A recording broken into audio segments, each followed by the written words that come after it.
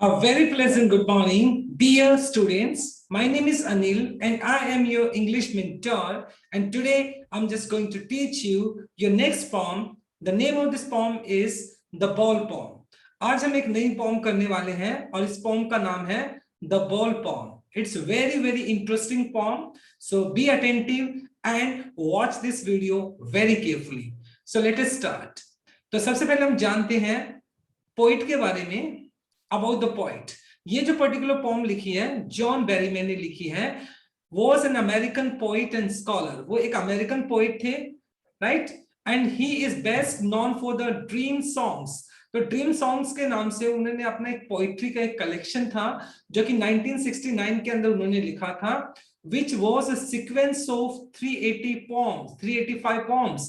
यानी जो पोइट्री का जो कलेक्शन था उनका ड्रीम सॉन्ग्स के नाम से, तो उसमें 385 पोम्स थी.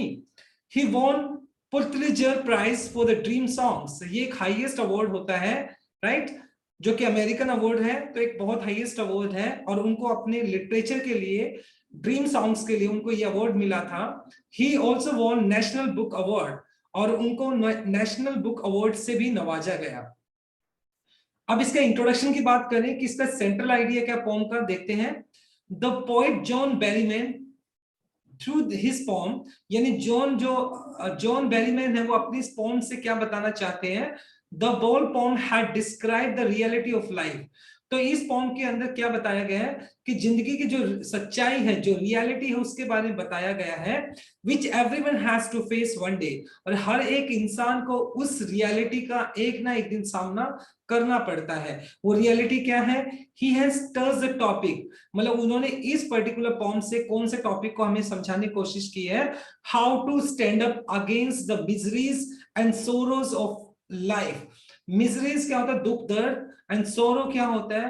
आप कह सकते हो trouble of your lifes, right.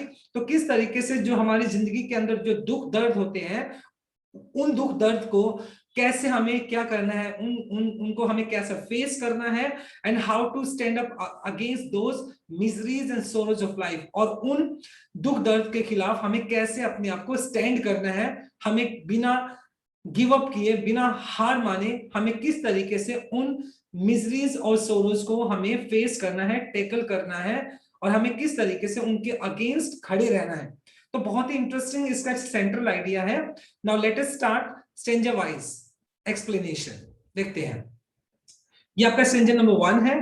तो सबसे पहले स्टार्ट करते हैं. What is the boy now who has lost his ball. What he is to do. I saw it go merrily bouncing down the street, then merrily over, there it is in the water.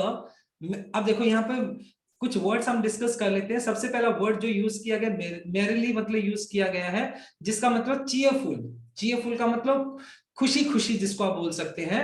Bouncing का मतलब होता है jumping, ठीक है, कहीं ना कहीं jumping. तो बहुत इंटरेस्टिंग और सिंपल लाइन दी गई है. Let us start. इसका एक्सप्लेनेशन देखते हैं. तो the poet is talking about a boy. तो इस पर्टिकुलर पोम में आप देख पा रहे हैं जैसे कि पोइट एक लड़के के बारे में बता रहा है. A boy who has lost his ball. जिस बच्चे की जो बॉल थी वो क्या हो गई, गुम हो गई है. He wants to know about him and his reaction because he has lost his ball. और कहीं ना कहीं पोइट क्या चाहता है, उस बच्चे के बारे में जानना चाहता है और उस बच्चे के रिएक्शन को देखना चाहता है जिस बच्चे की बॉल गुम हो गई है. Further he asked himself, मतलब उसके बाद पोइट खुद से ही सवाल पूछता है that what this boy will do after losing his ball. अब ये बच्चा क्या करेगा क्योंकि उसकी बॉल तो गुम हो गई है, right.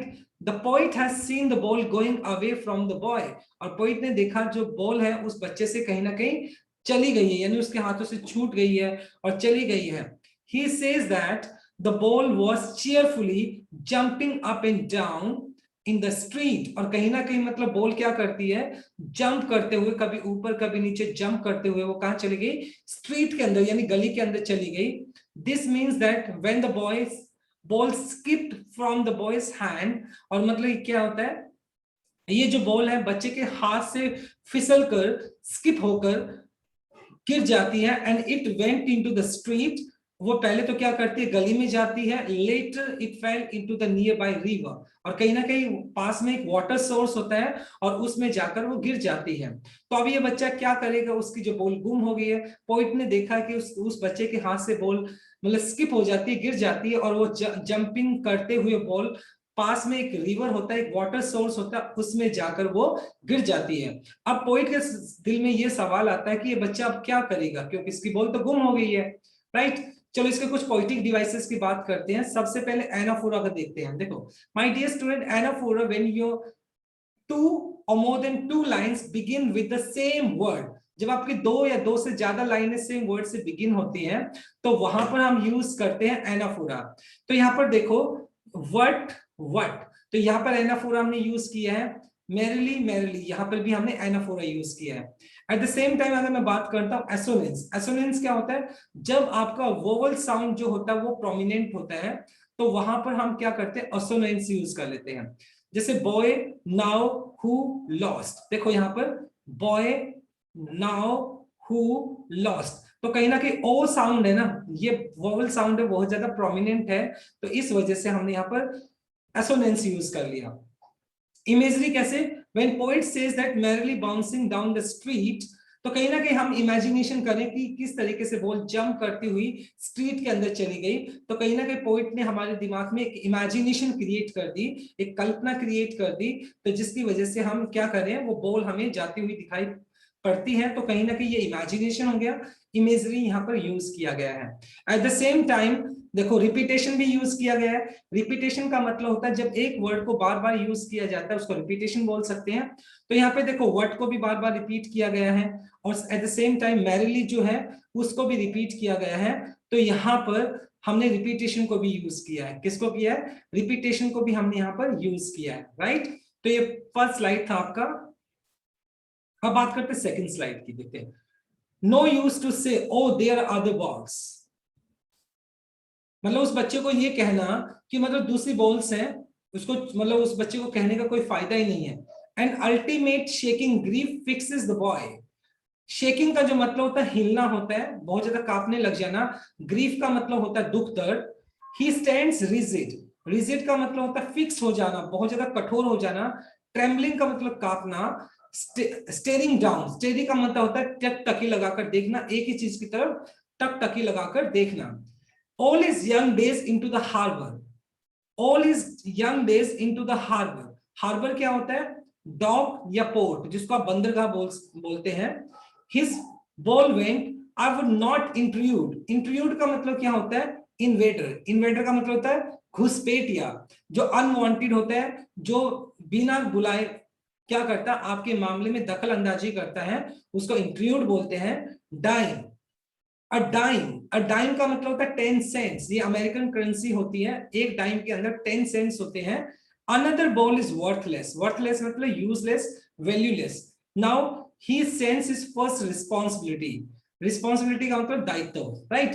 तो कहीं ना कहीं क्या है, हमने जो इंपॉर्टेंट वर्ड्स हमने डिस्कस कर लिए हैं, अब इसका एक्सप्लेनेशन देखते हैं हम, देखते हैं। देखें, the poet says that, poet ये बोलता है क्या, देयर इज नो बेनिफिट, उसको कोई फायदा नहीं है, ऑफ कंसोलिंग, कंसोल का मतलब सांत्वना देने का, द बॉय, उस बच्चे को सांत्वना देने का कोई फायदा नहीं है, बाय सेइंग दैट, ये कहकर, he will get another ball, मतलब उसको दूसरी बॉल मिल जाएगी, because he has other balls too, क्योंकि उसके पास दूसरी बॉल्स भी हैं। He says so because the boy is feeling very sad, क्योंकि बच्चा जो है वो बहुत ज्यादा उदास फील कर रहा है। He is completely surrounded by sorrow, और वो दुख से क्या बिल्कुल घिर चुका है, यानी वो बच्चा, उसकी बॉल गुम हो गई है, उस बॉल की गुम होने की वजह से वो बच्चा दुख से बहुत ज्यादा घिर चुका है।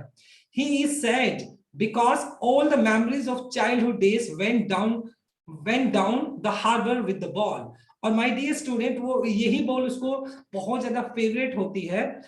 वैसे होने के तो आपके पास बहुत सारे टॉयज होते हैं मान लो, लेकिन कुछ टॉयज ऐसे होते हैं जो आपके बहुत ज्यादा क्लोज होते हैं आपके हार्ट के, और कभी वो टूट जाते हैं या कभी वो गुम हो जाते हैं तो हमें बहुत ज्यादा बुरा फील होता है।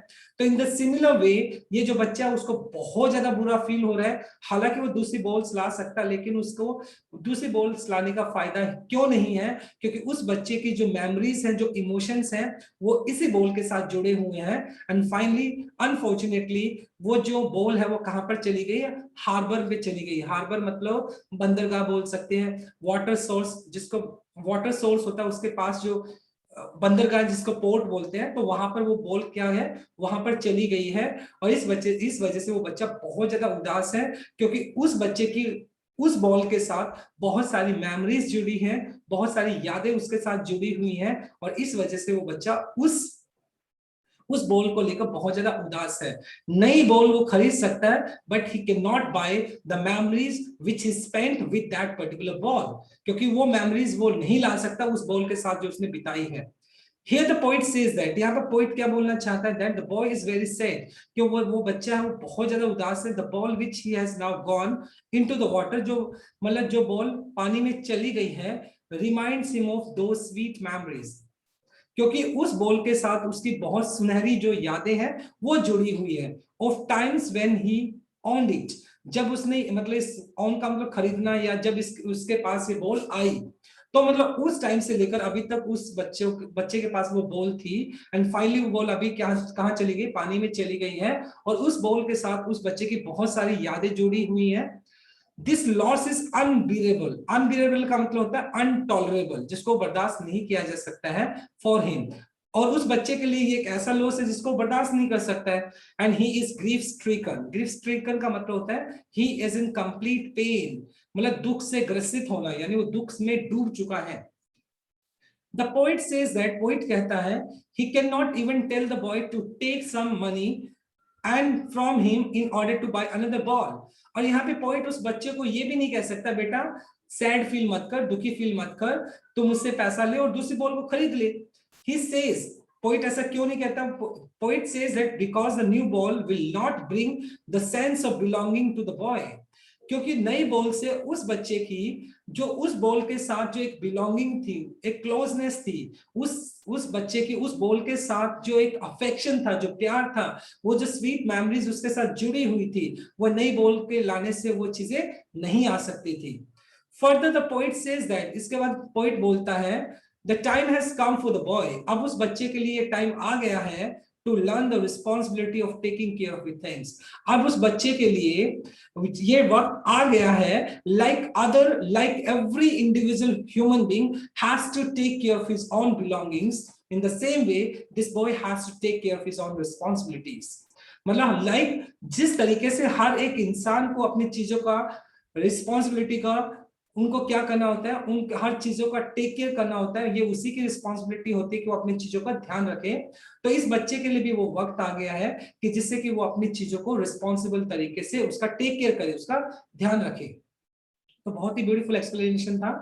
Now let us discuss some grammar, let us discuss some poetry devices. देखो अगर बात करता हूं रिपीटेशन का, तो जो बॉल वर्ड है वो बार बार यूज हुआ है। असाइन डेटन क्या होता है, देखो असाइन डेटन होता है जनरली हम क्या करते हैं, जब हमें कोई वर्ड्स को या टू स्टेटमेंट्स को हमें क्या करना होता है, कनेक्ट करना होता है, तो हम कुछ कंजक्शंस यूज कर लेते हैं। लेकिन जब हम विदाउट यूजिंग कंजक्शन सिर्फ कॉमा से हम काम चला देते हैं, तो उसको हम असाइन डेटन बोलते हैं। तो देखो अ डाइम कॉमा लगा दिया, अनदर बॉल इज कॉमा लगा दिया, तो यहाँ पर हमने कौन सा पोएटिक डिवाइस यूज किया है, असाइन डेटन। मतलब जनरली जब हम कुछ सेंटेंसेस या फ्रेजेस को हम विदाउट यूजिंग कंजक्शन मार्क हम कॉमा के साथ कनेक्ट कर देते हैं, तो उसको हम असाइन डेटन बोल देते हैं, right. Now this is third paragraph, third stanza. चलो देखते हैं। इन अ वर्ल्ड ऑफ पोजीशन, देखो पोजीशन का मतलब होता है ऑनरशिप, जो चीजें आपका जिसपे मालिकाना हक होता है। People will take balls and balls will be lost always, little boy and no one buys ball back, money is external.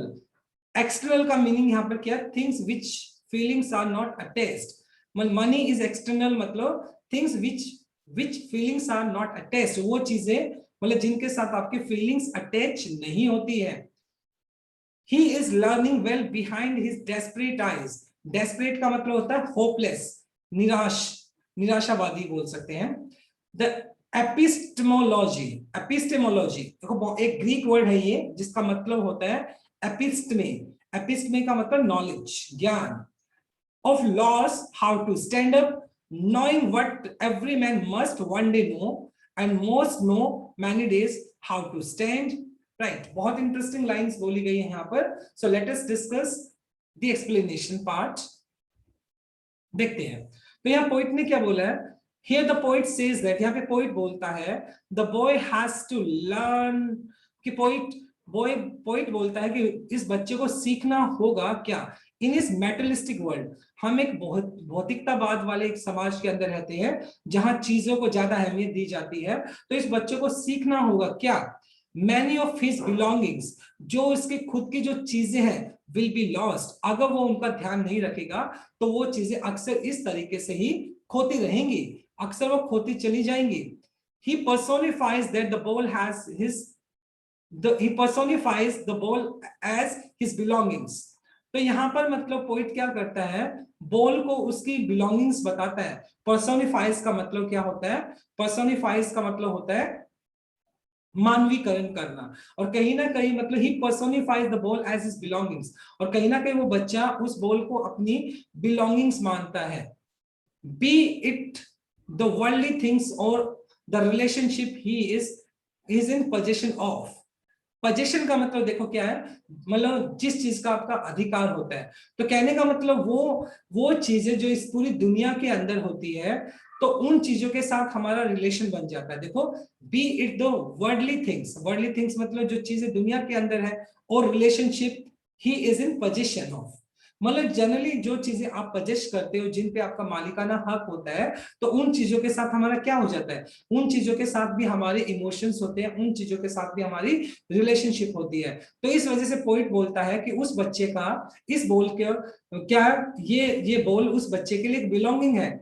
He says that he has to learn to live without them no matter what. अब यहाँ पे poet बहुत interesting बात बोलता है कि as we all human beings have to live without our loved one, because every single individual has to depart from this world। हर एक इंसान को इस दुनिया से जाना होता है, और कहीं ना कहीं हमें अपने उन लव्ड वन के बिना भी जिंदगी जीनी पड़ती है। तो उसी तरीके से he says that he has to learn without them no matter what, और मतलब उसको इन चीजों के बिना रहना पड़ेगा, क्योंकि इस दुनिया के अंदर कोई भी चीज परमानेंट नहीं है। He says, पोइट बोलता है, he says no one can buy back such things for him। मतलब अब like you have lost your things, it's not possible you can repurchase the things। ऐसा नहीं है कि बार बार आप चीजों को खरीदेंगे। अगर आपकी कोई चीज गुम हो गई है तो ये आपकी रिस्पॉन्सिबिलिटी बनती है कि आप उसका टेक केयर करें, अदरवाइज आप कितनी बार नई चीजें खरीदेंगे, ऐसा नहीं है वो चीजें बार बार आप खरीद लोगे।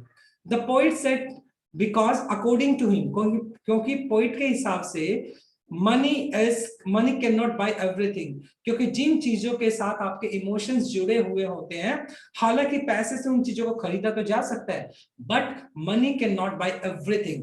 Money can not buy those memories, those happiness which you spent with that particular things। Money वो चीजें नहीं खरीद सकती है, मनी से वो मेमोरीज वापस नहीं आ सकती हैं। If it does buy, और अगर मान लो वो बच्चा is buy some materialistic thing, अगर हम if it does buy you some materialistic thing, still it will not be able to buy the sense of belongingness। और मान लो अगर आप उस चीज को खरीद भी लेते हो, तो टेल मी वन थिंग, कि मान लो जो इमोशन आपके उस चीज के साथ जुड़े थे, can you have the same kind of sense of belonging with that particular things? Never.